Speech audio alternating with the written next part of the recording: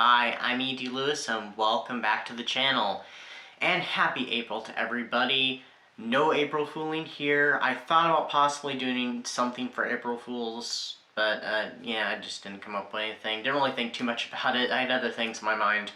But anyway, I am back reviewing my third Christopher Pike book, and it is Last Act, which was published in 1988. And I actually buddy read this one with Zach at Shadyside Library, Mr. Shadyside himself, and if you're not following him, please do. Please subscribe to his channel and check out his videos. He does lots of R.L. Stine books and lots of YA, vintage YA books especially, so do check out his channel. And he's got some also other vintage horror too. So this book is about a girl named Melanie. Now, she's not the new girl in town. She's been there since the previous spring. So she finished out the school year, had the summer, and, you know, it's a new school year. So she has no friends. She's kind of, like the back of the cover says, she's kind of bored. She works at the diner kind of at the edge of town. And, she's, you know, she's open to possibilities.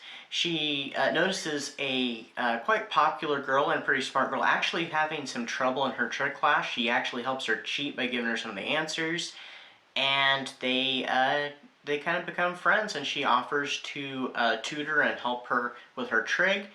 And this girl is named Susan. Susan is directing the next school play. And she's looking for somebody to be in the play in a particular role, the role of Melissa.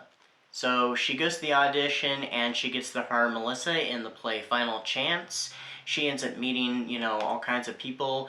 The zany and wild Jeremy, the stoic and very attractive Mark, who she has a crush on, and she ends up reconnecting with the girl who actually hit her car when she was a new student the previous semester, Rendy, who plays her best friend in the play.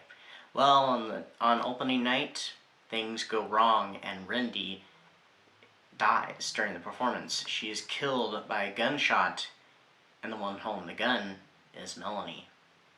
So, yeah, this one, it was different. It was definitely not like the other Christopher Pike books that I'd read. The Haunted Cave, which was a kind of elementary school, middle grade book I read back in January, and definitely not like The Midnight Club I read last September. Well, this one is, I might consider it light horror. There are some horror-ish things that happen later in the book, and there's a kind of something that could potentially be supernatural. It's left kind of ambiguous and up to you to figure out. Actually, kind of in Midnight Club, there's something that's left a little ambiguous too, as being supernatural or not. But anyway, it's more of a murder mystery.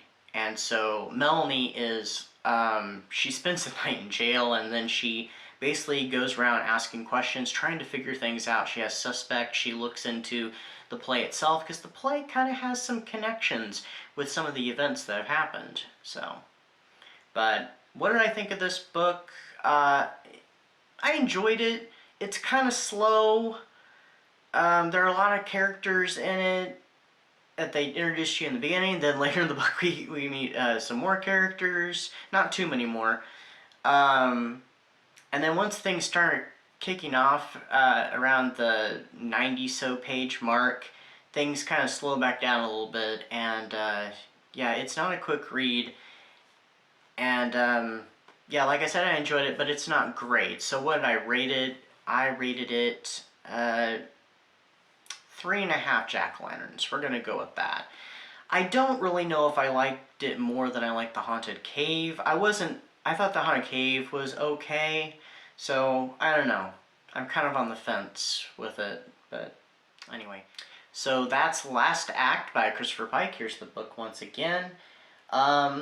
If you find the book out and about and you want to check it out, you know, go ahead and pick up a copy, you know.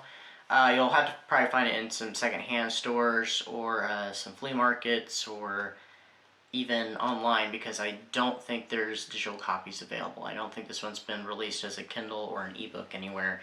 So I think your only I think your best bet is to find a vintage copy. But anyway, that is my review, and I hope everybody's having a good April. And you know, April showers bring May flowers, but I feel like where I live, just after spring started, we were kind of bombarded with a bunch of rain, so I think we got some of those April showers early here. But anyway, so stay safe, stay spooky, stay dry, and I'll see y'all next time right here on the channel. Until next time, bye-bye.